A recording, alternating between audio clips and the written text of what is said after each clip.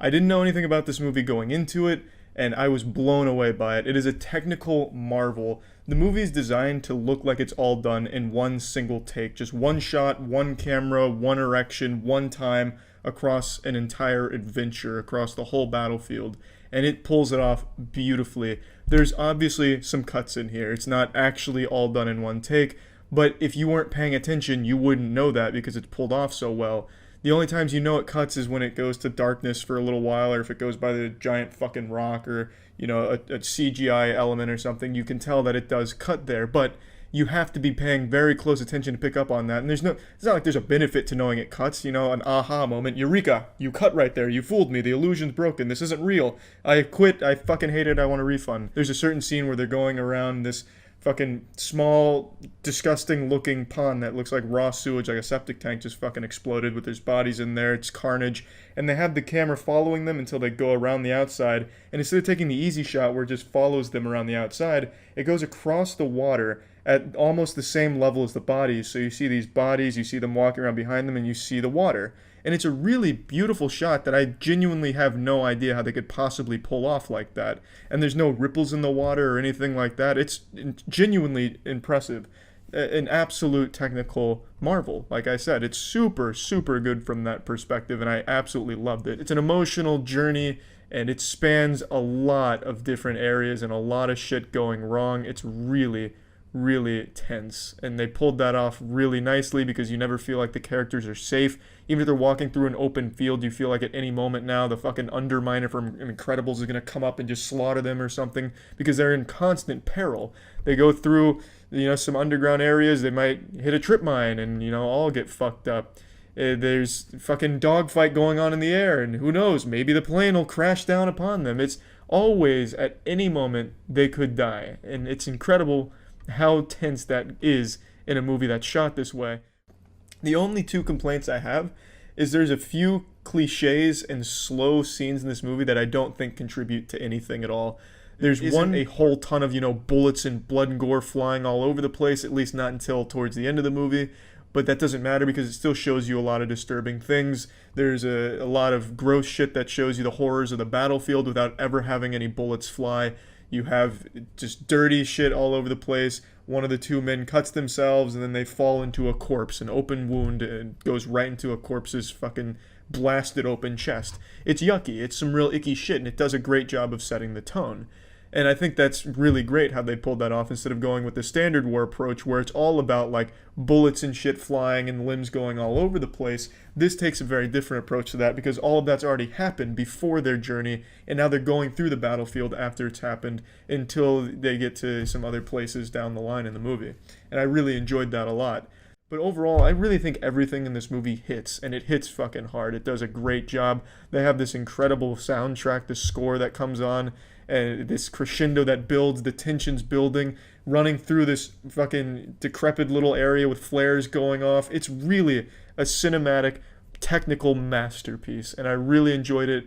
So let's plug this shit into the moist meter. I'm giving 1917 a crisp 90%. Also, I just did this whole fucking thing in one take. I usually do, but sometimes it takes more than one. I thought, in the spirit of 1917, to give a little nod to Sam Mendes and the crew, I'd do the whole moist meter in a single. John Wick Chapter 3 is an absolute fucking masterpiece of action. It's probably, in fact, it is my favorite action movie of all time now, which is no easy title to have taken with The Raid and Dredd. But it beats both of those movies, and by the way, some of the Raid actors are actually in this movie. Just letting you know that the directors are aware of how much action fans love The Raid, and they took those actors and put them in a movie that's even better than The Raid. It's incredible. Also, if you haven't seen The Raid, highly recommend it. The movie in the action department is some of the most fun I've ever had in a movie theater. The entire crowd was getting involved and laughing with some of the action. And I say laughing with because this movie is very self-aware at some of the goofiness of its action. It fully embraces that to give you the most enjoyable deaths and the most creative action sequences of all time on the big screen. And the setting is constantly changing. It's not just gunfights in a back alley or a warehouse. It's fights in a barn. John Wick gets 3 kills using a horse to kick people's skulls off. It's just so good. And it even reminds me of Jackie Chan a little bit, how Jackie would blend fighting and comedy into one and make a really unique comedic moment. John Wick does the same thing, where it uses its action and uses comedy at the same time at points, and delivers some really fucking gut-busting moments. It's a lot of fun, and you're not laughing at those moments, you're laughing with them. It's very clear that they're using that fight for a joke, and it works 100% of the time. The comedy, even when it's not the physical stuff, the comedy in the movie is well executed. Some jokes don't really land and are pretty just flat, but for the most part, the comedy works because the characters are so nice, and just every time they try and tell a joke with fighting and stuff, I think it worked every time. The fighting is genuinely second to none. The action is unmatched. It has no equal in the medium. The story is also, it's good, it's serviceable, there's nothing riveting about the story, but John Wick takes place in a really interesting universe, so the story doesn't have to be great as long as it can just take you on a little fucking amusement park ride through its universe, which it does. It has you going all over the world, meeting some really cool characters, but overall the story's not that great. The story's a bit goofy, but the story's just there to give John Wick more targets to blast the ass of, so in my book, that's fine. So let's go ahead and plug this shit into the moist meter. John Wick Chapter 3 is getting a 95%. I highly recommend everyone go see this movie. If you haven't watched the other 2 movies, you don't really need to, I guess, to see this one, though you would be doing yourself a big favor to watch the previous 2 because they are also very, very, very good. This is probably the easiest moist meter I've ever made. Mission Impossible Dead Reckoning. Absolutely amazing. Just a genuinely incredible film. Mission Impossible is probably the best action franchise ever.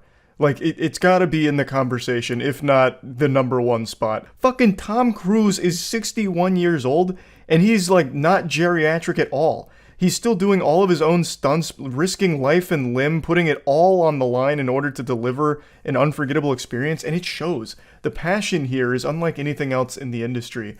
30 years, and they keep finding ways to get better. That is so rare, especially in Hollywood, where half the time it's just formulaic garbage that's just driveled out for the sake of trying to capitalize off a beloved franchise while putting no effort into it, just absolutely phoning it in. But Mission Impossible, it just wants to just keep going, fucking full throttle and never let off the gas, and man, it is such a breath of fresh air. Dead Reckoning is a 2-part movie, and this was part 1 that dropped. And it is so good. It is just so, so good. Now, I know a lot of people are going to get into the debate of which is better, Dead Reckoning or Fallout, which was the previous Mission Impossible movie. A lot of people consider that to be like one of the best action films in general ever made.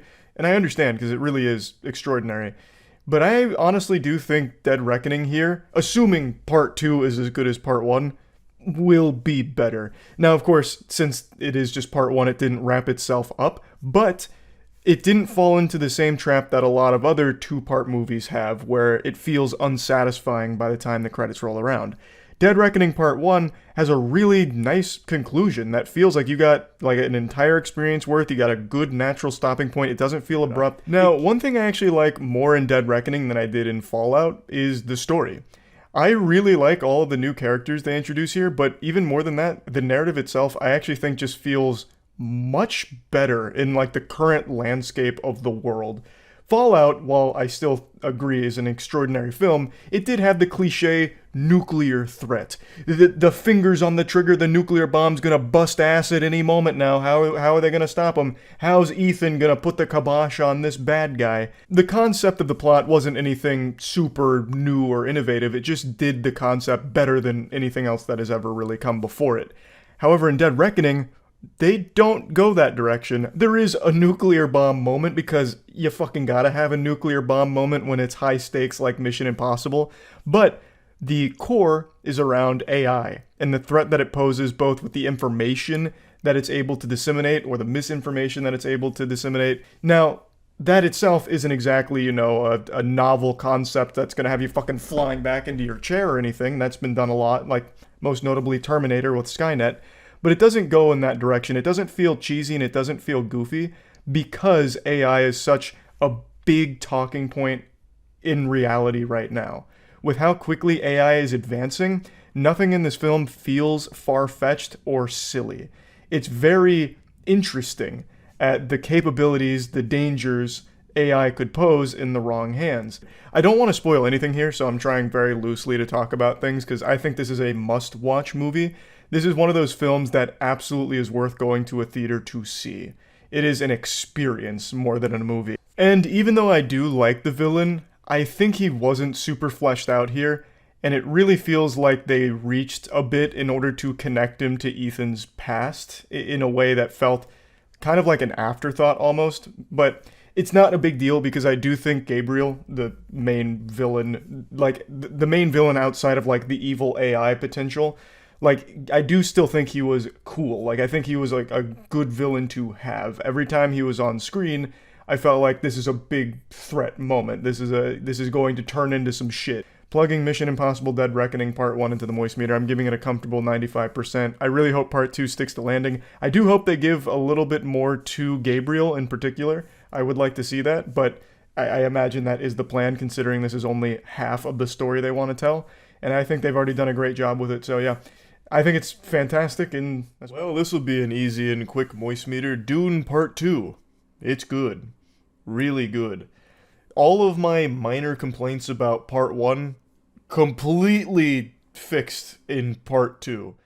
I loved Part 1 for the narrative and its characters, and there were great fight scenes and some impressive visuals, of course, but what really sold me on Dune was the world and the way that it was crafting its story. It also helped that the characters were really well written, so I cared about them pretty quickly. And in Part 2, I care about them even more, and they're even more fleshed out, because obviously they have even more time with them, and the writing is still super tight. Part 2, though, blesses us with some incredible action sequences that are visually stunning and just some beautiful scenes. By far, my favorite sequence in this film is when we're getting to know the Harkonnens. There is...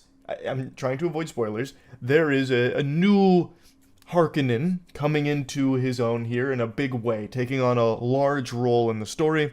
And in order to really introduce him and hype him up to the entire universe, they have this gladiatorial show match where he just goes in there, takes a couple scalps, nuts to butts, cleaves some people to pieces, and everyone pumps their fists. Yeah, way to fucking murder him. Yeehaw, woohoo, that kind of stuff.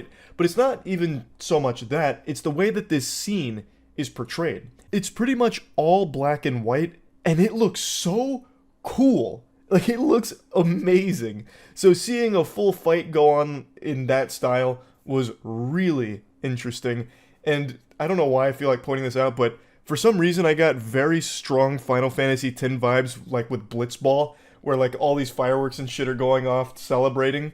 But in Dune Part 2, those fireworks are, again, just black and white. So basically, it's like giant fucking ink blotches just exploding in the sky. And they kind of linger there for a little bit, making like this pseudo-Rorschach in the sky. It's just really a very, very creative style that I loved to watch. And there's quite a few scenes that have very interesting visuals to them. Obviously, you know it's going to be extremely impressive given the budget of the film and given how beautiful the first one was. It's exciting, the story is gripping, it's visually fucking astonishing.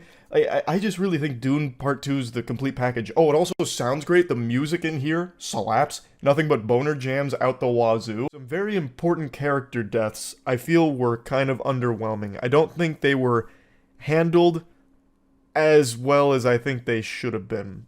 I'm talking very important characters getting killed, and it's just kind of like this afterthought. It's like they get killed by a single move, and they barely fight back at all, really. Like they were just waiting to die and didn't really care, you know, just like, I'm just gonna AFK real quick and let you just fucking annihilate me. It's like, kind of sucks, because this is a character. It's kind of a big character, I would think, and that's how they're going to be sent off. That just felt a little unfortunate, because I thought there could have been more to do there. There is one more thing I wanted to mention before closing it out. I really think every single actor in here is putting on their A game. They brought the special sauce here, because everyone does a great job, and you can really feel like they wanted this to be special. Welcome to the Moist Meter. Today we're taking a look at Upgrade. How wet is it? It's wet as fuck. These are the type of movies we need more of. Right now, all Hollywood is exclusively huge budget, blockbusting, nut-busting, ass-blasting, $100 million+ movies, and that's it. This movie had less than $5 million budget, and it made a damn near masterpiece.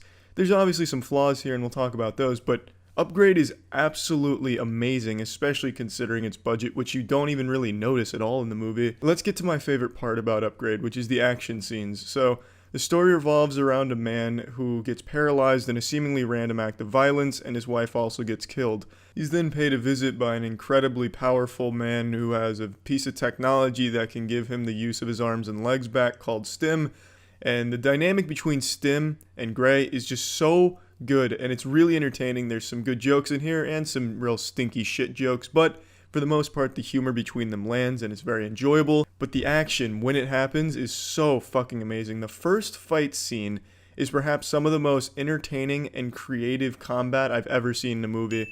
He gives full control of his body to Stim. Stim, being a super advanced robot, knows all the kung fu and shit in the world, so he just starts brutalizing one of the men that led to Greg's life being destroyed.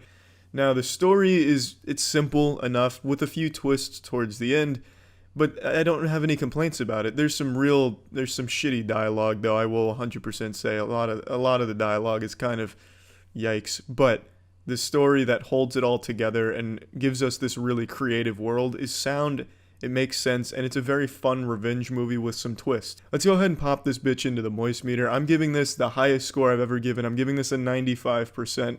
This movie is absolutely spectacular, and it really deserves to do well in the box office because we don't see movies like this anymore. This feels like an old grindhouse movie, and it's really well made, and it's a really good grindhouse movie. I have almost nothing but compliments for this movie.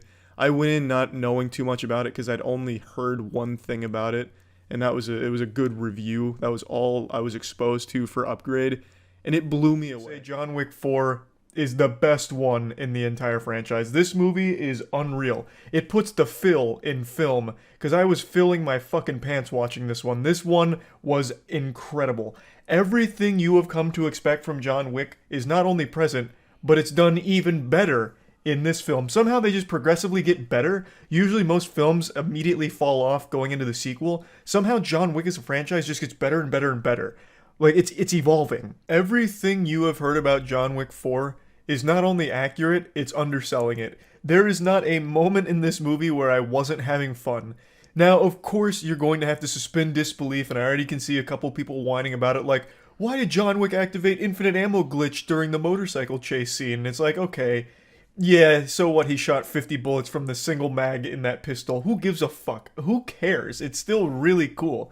And it is realistic for the most part when it comes to a lot of its action, like the way the fights play out. Anytime John Wick steps outside, if he found like $1 on the ground and he goes to collect it, he's immediately ambushed by 50 assassins and he has to murder all of them. And it is always creative how he does it. It is so satisfying watching John Wick beat ass. But not only is it satisfying to watch him beat ass, they introduced two new characters that are equally fun to watch. Donnie Yen is in this film. He plays Kane, and Donnie Yen is one of my favorite action actors. I've actually followed his career ever since Shanghai Nights. I was blown away by his performance in that film as a kid, so I followed pretty much most of his movies. Killed it as Ip Man, but has been kind of highly underrated in like the Western spotlight, I would argue, but he is always a joy to watch, and he shines in this film. The choreography here is the best in all of cinema. John Wick has the best stunt team, the best choreographers when it comes to its action, and the best way of filming it. Towards the end of this movie, there is probably one of my top 10 favorite action sequences I've ever watched. But I do have one actual complaint. And I can't get into the specifics because it's a spoiler, but they've done one thing in this movie that I commend them on, but I don't think it landed as well as it needed to. When you see the film, I think you'll know what I'm referring to, and that's just kind of my take on it. It's something that I feel they've wanted to build and they've wanted to really flesh out, but I just don't think it hit as hard as it wanted to. And I do think that that's a little underwhelming. I don't think it was bad by any means, but it was just a little underwhelming. Plugging John Wick 4 into the Moist meter, I'm so happy to give this a 95%. I think this is an absolute must-see movie.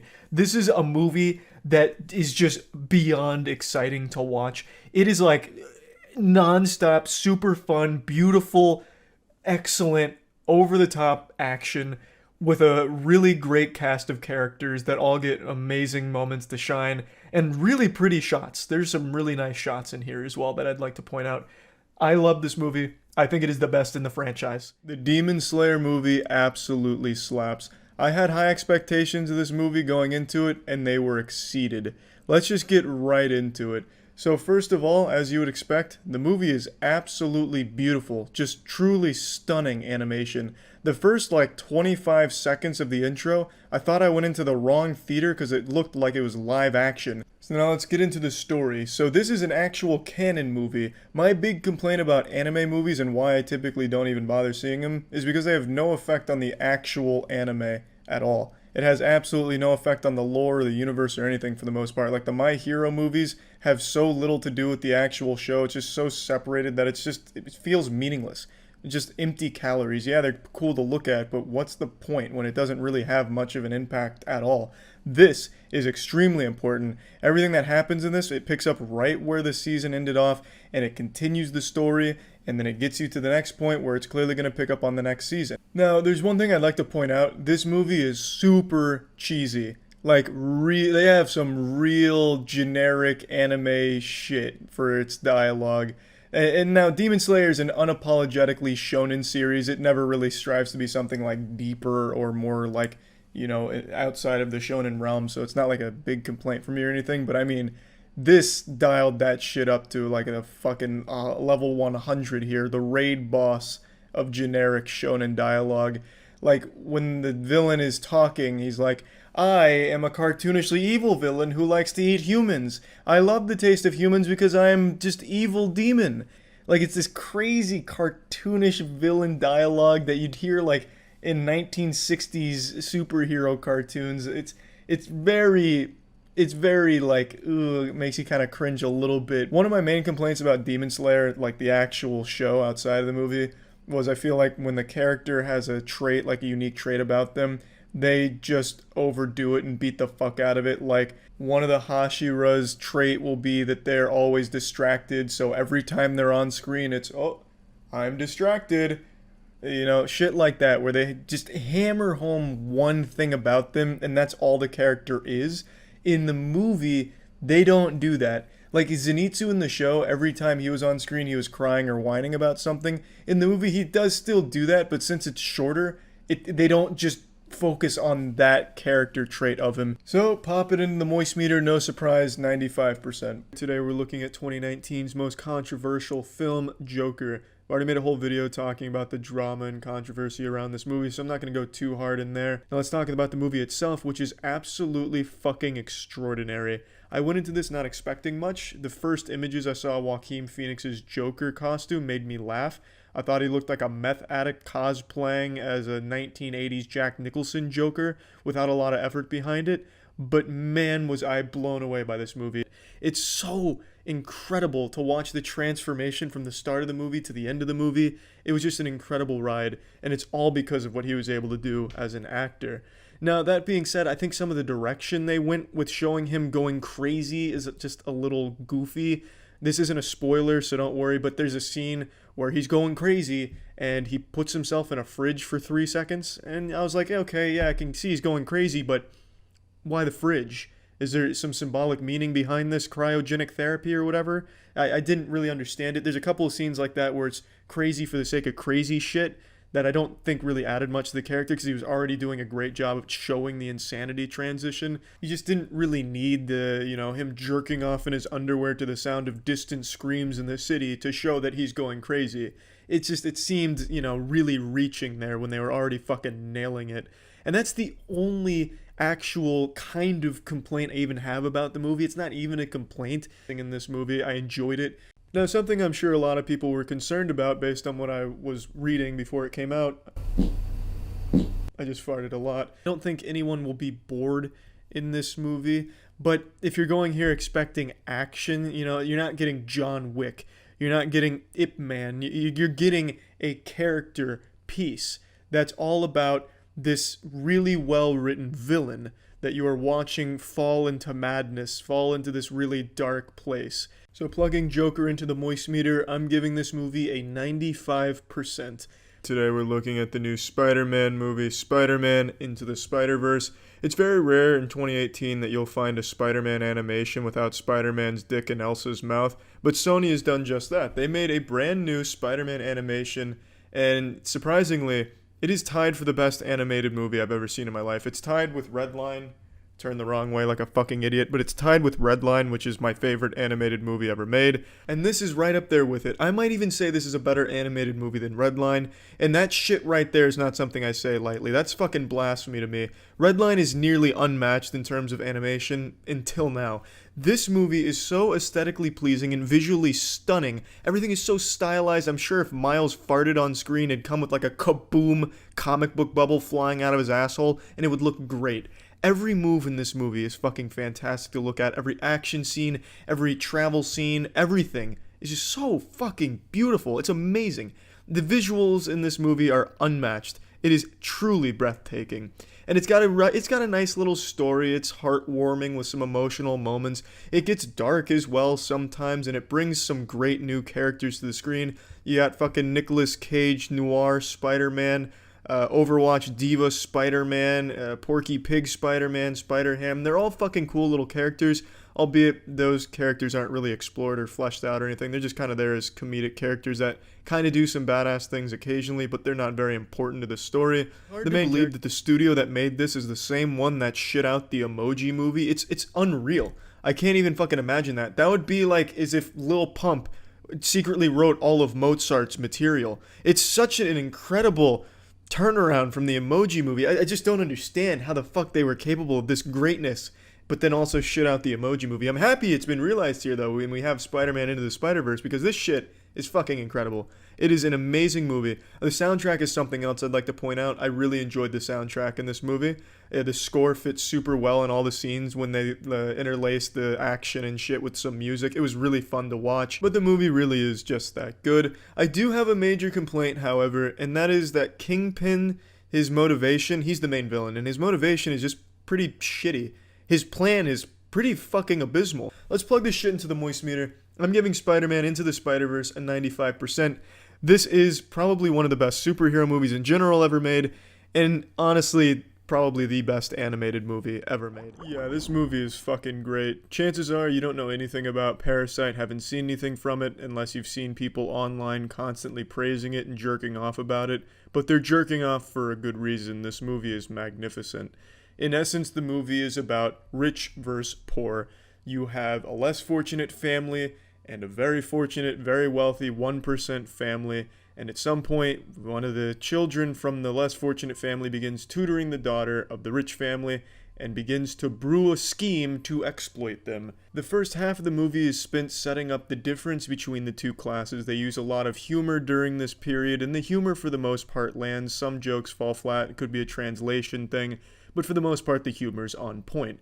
They immediately show you what it's like being on the bottom of the food chain. They have them, trying to steal Wi-Fi from upstairs. There's a fumigation crew going around. They keep the windows open so the fucking chemicals blow in while they're folding pizza boxes, so that way they get free fumigation. They are not doing well. They're just struggling to get by. There's drunk people pissing on their property, damn near using the drunk man's urine as a shower to save money on water. It is not a good living situation, but at some point, the son gets a break and gets to tutor a rich family for pay. When you see the rich family, it's totally different. It's beautiful. For example, a biblical rainstorm blows in, one that would make Moses wet his pants in fear, comes in, and the rich family just views it as just a beautiful thing put there for their own entertainment. This storm is a blessing, they say in the movie. It looks great through their windows. Their son goes out camping in it because to them, it's no big deal. It's just a cute little storm. But to the less fortunate family, that shit is disaster because it floods their home, their basement. It gets ruined. Sewage spraying everywhere. The fucking toilets overflowing, spewing shit out like some type of volcanic eruption of ass feces. It's very different. And they do a great job of showing you all of these things. It's just a really cleverly made movie that does a great job of bringing you into the universe and making you care about the characters. And they don't set up the rich families like some evil, cartoonishly mustache-twirling evil villains, spitting on the poor. Get away from me. Oh, I must wash my hands now because it was near poverty. Oh, my goodness. I won't shit right for a week. It's definitely worth it. This movie, it has such a clever story to tell. Its humor is great. And at the second half of the movie, there's a tonal shift, a huge turning point where it gets very dark and very serious, very real. And I didn't expect it, and it was so great. It's just this whole movie is really, really good. Plugging Parasite into the Moist meter, I'm giving it a 95%. For me, it's tied for my favorite movie of the year, tied with Joker. I really can't decide which I like more. They're both great movies. Parasite, though, is something entirely unique that I haven't seen before. So yeah, now that's about it. See ya.